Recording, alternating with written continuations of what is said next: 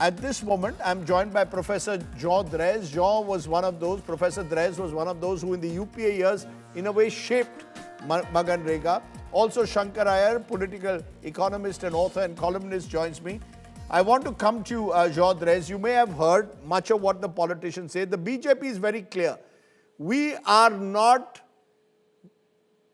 demolishing MGNREGA, but bringing a much more improved scheme for rural employment, 125 days. It will be more fiscally responsible. We will have specific targeted areas where the investments will be brought in. Why are you and others saying that this is a disaster? Rajdeep, thank you for having me. I'm afraid that I was not able to hear the previous speakers. There's something lacking in your system. So I may repeat some of the things they said. But this is not what you have described just now, is not what is happening. Let's be very clear. What are your principal objections? I'll come to that in a second, but let's first be clear about what is happening. Firstly, this new bill repeals the Employment Guarantee Act, NREGA.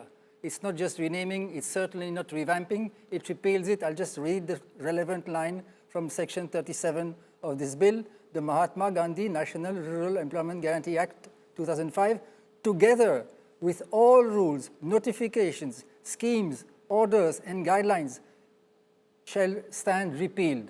So not just the act, everything, the schemes, orders, notifications, everything, not right now, when the new scheme comes into force. Now, so repeal, junk, NREGA, bring in a new scheme. This new scheme is not an employment guarantee. Why? Because the central government retains all the powers. It has, it can decide when the schemes, where and when the schemes comes into force, the financial allocations, the wage rates, almost everything, and it has no significant obligations. The worst part of this discretion is what we call the switch-off clause. I'll just read it very quickly. It says, the state government shall, in such rural areas in the state as may be notified by the central government, in such rural areas of the state as may be notified by the central government, provide to every household whose adult members volunteer to do unskilled manual work not less than 125 days of guaranteed employment. So this switch-off clause basically says that it is the discretion of the central government to decide where and when the scheme comes into effect. So there's no guarantee. This is like saying, I give you a work guarantee, but I don't guarantee that the guarantee will come into effect. Incidentally, in 2004, when the original NREGA was in Parliament, just before that actually, the central government had also tried to smuggle in a switch-off clause, saying exactly the same thing. And obviously, from the central government's point of view, it makes sense. The central government wants to keep control. It's safer for them to be able to decide where and when the scheme comes into force. Is it a switch-off clause or simply the central government, Jean Drèze, deciding where and how and when the money will be put? They're not saying we will not give you 125 days of employment guarantee. It is up to us. We decide. We decide where and when. That the center decides. And let us be clear, this kind of discretionary powers have already been misused. You must know that the scheme has been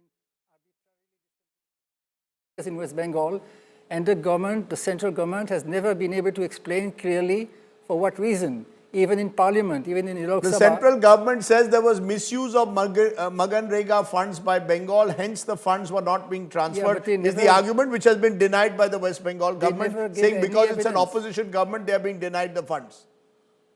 They never gave any evidence, and even in Parliament, they were not able to give any details, and they never agreed to share under the RTI Act the correspondence that they had with the West Bengal government on this matter. So you're saying that under the scheme, just to understand, you're saying the way the scheme is framed, it gives huge discretionary powers to the center to decide which project will go to which state, when will it be done. It's not Gram Panchayat driven, it's not bottom up as the BJP is claiming, where the Gram Panchayats will decide how the money is to be spent. You're saying it's another centrally sponsored scheme where the center will have all the powers. Am I correct? Correct. And that's the difference between MGNREGA and this scheme. Well, it's part of the difference. Yes. Another important discretionary power is the power to decide the state-wise allocations, the so-called state-wise normative allocations. So the central government will decide how much to give to each state. Within that allocation determined by the center, There will be 60-40 sharing, and beyond that, it will be 100% sharing contribution from the states. So if the central government decides, for example, that Kerala is well off enough to do this on its own, it doesn't need any allocation, then Kerala will have to pay 100%, or any other state for that matter. Okay, let me bring in Shankkar Aiyar. I'll come to you for more to look at why you are worried about what this will do to rural employment in particular. But Shankkar Aiyar, there were those who said MGNREGA was a white elephant, that MGNREGA led to corruption and leakages, it led to non-productive assets being built. Do you see this present G Ramji or Viksit Bharat G Ramji, it's a tongue twister, overcoming some of those criticisms? Or do you believe, as Jean Drèze is suggesting here, that this will actually create a central bureaucracy over how monies are distributed? Well, I don't know whether apples and oranges can be compared, Rajdeep. This is a completely different beast that has been created. The MGNREGA was actually a justiciable act which allowed people to claim jobs. Now, that aspect seems very vague and unclear in the wording of the new GRABG bill here. All I see in the name twist change is that the burden of alleviating misery has been shifted from Mahatma Gandhi to Lord Ram. And hopefully that will bring in a better objective and outcomes to this. But if you look at both the bills, Rajdeep, let me sort of address the optics and the reality. 125 days target is all very good, but across the last 20 years, if you see, less than 10% of the job claimants have got 100 days of employment. The maximum employment that they have got is 43, 48, 52, depending on the year. The second aspect is that, the issue of protecting farmers' interests by a switch off mechanism for season. Now, I don't know which farmers are being protected here, because are they those 80% who own less than 1.5 hectares, or the large farmers? And should the government of India really be deciding who gets labor from where? Settle that in one level. Okay. The third aspect is, what will the state governments pay and what will be the central government? There could be an argument that state governments need to share a part of the burden, but that all could have been decided once the Finance Commission report, the next Finance Commission's report was in, and this could have been a larger, more wider debate. The fourth aspect is the centralization issue, which is an irony in itself, because till recently, the BJP used to be about federalism. And so the history tells us, Rajdeep, that all major reforms in India have come from the states. MGNREGA itself was born in the district of Sangli as a drought relief program, which got sort of converted into a food for work program and then got nationalized. So do the states know better, or do the center knows? Does the center know better? Is always a constant debate in India. I welcome the changes, the modernization that has been introduced, but I am not sure whether these changes will ensure the rights. Finally, So let Rajdeep, me, NREGA was supposed to give or sort of allow floor for wages in the rural areas where jobs are scarce. I am not sure whether that entitlement, that protection that was given earlier, will exist with all the conditions of seasonality, jobs, and everything. okay, let me bring in Jean Drèze again, because Jean Drèze, surely you will also accept that what is key is not just outlays but outcomes. There have been critics of MGNREGA. You saw some of the criticism that they haven't created enough productive assets. They've not been focused enough. Now in this new scheme, setting certain clear objectives will help in creating productive assets, will ensure greater accountability, and thereby the money will be spent on concrete outcomes, not just outlays. How will you respond?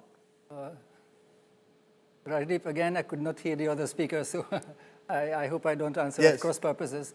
But first of all, let me say that there has been a lot of research on NREGA, and all the benefits that you mentioned earlier, reduction of poverty, contribution to social equity, protection of the environment, creation of productive assets, and so on. These benefits are quite well documented. I mean, there are literally hundreds of research papers on NREGA, and particularly for the early phase, like the first 5-6 years, for which we have quite a lot of data, including independent household survey data from the National Sample Survey, the India Human Development Survey, and so on. For more recent years, there's not so much data. But we know for a fact that there was a significant phase when the NREGA was doing quite well and generating very substantial benefits on a very large scale. And that is why I said and wrote earlier today that if there's one thing in one scheme for which India deserves to be known as Vishwaguru, it is employment guarantee, because India was the first country to introduce employment guarantee, not in 2005, but in the early 1970s in Maharashtra, and then in 2005 at the national level, and with very significant achievements. This is something that is inspiring the whole world. And that's why it's so sad to see that India is turning its back to this achievement. Why do you, but I must push you, why do you say it's turning its back? The government will say Because, we are as not I said, doing away with the employment guarantee scheme. We are just monitoring it more effectively. No. As I explained, the guarantee itself is being undermined. Let me also quickly comment on this issue of cost sharing. You see, the reason why it's not just cost sharing, because beyond the point, as I explained, it's 100% state sharing at the discretion of the center. Now, the reason why this can be so destructive is that the state governments, unlike the central government, have what is called a hard budget constraint. Beyond the point, they can't spend. The central government can always borrow or print money. So there's always some guarantee that funds can be made available from somewhere. At the state level, it's not like that. And that is why at the state level, and especially in the poorer states, like in Jharkhand where I live, you see rampant delays in payments to lower level functionaries, delays in pensions, sometimes for months, sometimes for a whole year. And this is what is going to happen with NREGA. You see, I think that is a very strong point that you make. And I think the fear, of course, is that all these contentious issues are being pushed through Parliament without debate. You are having a debate tonight as it's going on till midnight. But what about legislative oversight? What about scrutiny? What about getting experts like Jean Drèze, like Shankkar Aiyar, like others to put their views forward and then improve the quality? Will bureaucrats and the center knows best attitude prevail over the need for proper legislative oversight? Professor Drèze, Shankkar Aiyar, for joining me and explaining to us what you believe are your concerns, Professor Drèze, and Shankkar Aiyar for giving us your perspective. Thank you so much. Parliament will debate this well past midnight.